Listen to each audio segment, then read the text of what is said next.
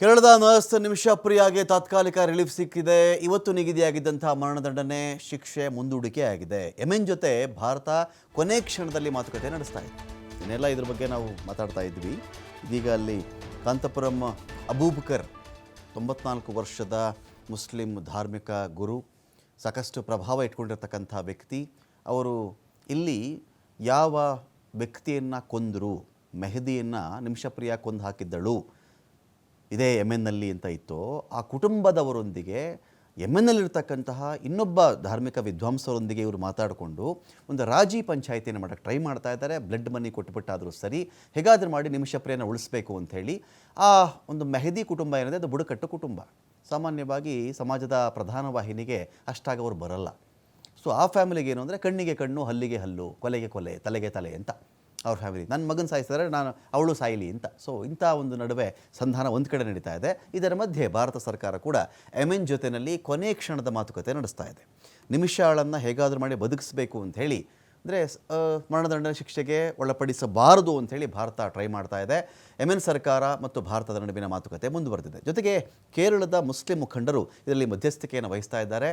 ಶಿಕ್ಷೆ ಮುಂದೂಡಿಕೆ ಹಿಂದೆ ಇರಾನ್ ನಾಯಕ ಖಮೈನಿ ಪಾತ್ರ ಇದೆಯಾ ಇಲ್ಲಿ? ಇದೊಂದು ಪ್ರಶ್ನೆ ಬರ್ತಾ ಇದೆ. ಇದೀಗ ಈ ಶಿಕ್ಷೆ ಪೋಸ್ಟ್ಪೋನ್ ಆಗ್ತಾ ಇದೆಯಲ್ಲ, ಇವತ್ತಿದ್ದಂಥ ಗಲ್ಲು ಶಿಕ್ಷೆ ಮುಂದೂಡಿಕೆ ಆಗ್ತಾ ಇದೆಯಲ್ಲ, ಇದರ ಹಿಂದೆ ಇರಾನ್ನ ಖಮೈನಿ, ಯಾವ ಇರಾನ್ ಮತ್ತು ಇಸ್ರೇಲ್ ಇತ್ತೀಚೆಗೆ ಯುದ್ಧ ಮಾಡ್ಕೊಂಡಿದ್ರಲ್ಲ, ಅದೇ ಇರಾನ್ನ ನಾಯಕ ಖಮೈನಿ ಪಾತ್ರ ಇದೆಯಾ?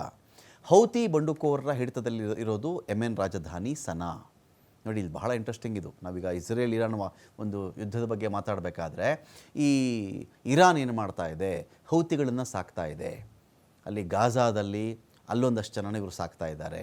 ಹೌತಿ ಬಂಡುಕೋರರಿದ್ದಾರೆ, ಇವ್ರ ಜೊತೆಯಲ್ಲಿ ಬೇರೆ ಬೇರೆ ಟೆರರಿಸ್ಟ್ಗಳು ಗ್ರೂಪ್ಗಳನ್ನು ಇವರು ಸಾಕ್ತಾ ಇದ್ದಾರೆ.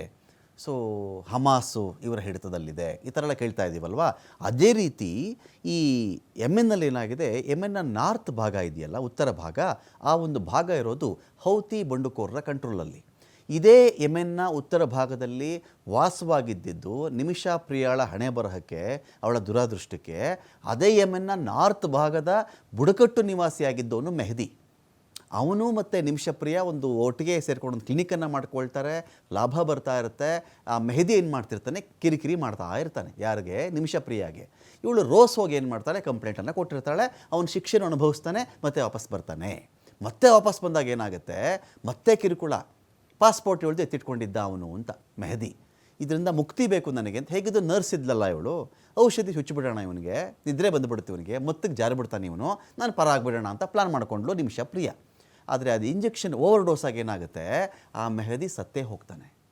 ಸತ್ತು ಹೋದಾಗ ಇನ್ನೊಬ್ಬ ಗೆಳತಿ ಜೊತೆ ಸೇರಿಕೊಂಡಂತಹ ಇದೇ ನಿಮಿಷಾ ಪ್ರಿಯಾ ಏನು ಮಾಡ್ತಾಳೆ, ಬಾಡಿ ತುಂಡು ಮಾಡಿ ಮನೆ ವಾಟರ್ ಟ್ಯಾಂಕ್ಗೆ ಹಾಕಿಬಿಡ್ತಾಳೆ. ಆ ಬಾಡಿನ ತಪ್ಪಿಸ್ಕೊಂಡು ಇನ್ನೇನು ಏರ್ಪೋರ್ಟ್ ಕಡೆನೋ ಬಂದು ಎಲ್ಲೋ ಪಾರಾಗಬೇಕು ಅಂತ ಟ್ರೈ ಮಾಡ್ತಾ ಇರ್ತಾಳಲ್ಲ, ಅಷ್ಟಲ್ಲಿ ಬಂದು ಅರೆಸ್ಟ್ ಆಗ್ತಾಳೆ.